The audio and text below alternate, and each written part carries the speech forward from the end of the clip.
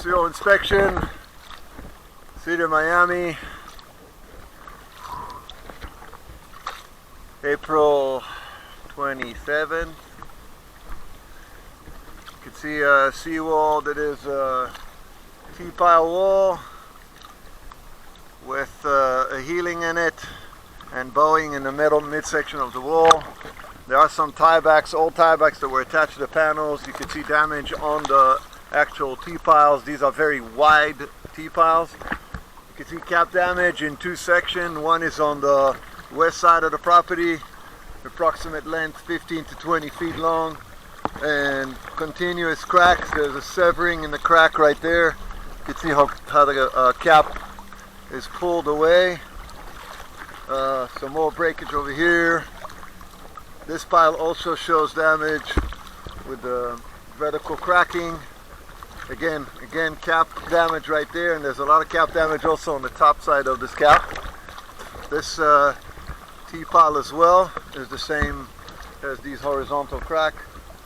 There's a gap in the cap right here. This is another section poured. You can see how it is pulled away. This section is the bowing section. If we go side to it, you can see how the wall is bowing. And now we're going to look to our east, and you can see also the extensive damage on the cap. This panel has spalling and damage right here, right in this section. This one has a few of them, one here, another crack going into the water. The visibility is very bad, so I don't think you can see that. Yeah. And then there's another spalling area right here on this panel. You can see the extensive damage of the cap. The entire front cage of the rebar is gone, and it's severely affected the front of the cap. That's all due probably to the movement. You can see the tiebacks that were put into the panel over there, and another one over here. I don't think they're doing much, since you can see the corrosion level of these tiebacks. They probably are compromised at the back end as well. Again, another vertical crack right in the center of the pile. Again, a section of cap that is destroyed all the way to the eastmost davit.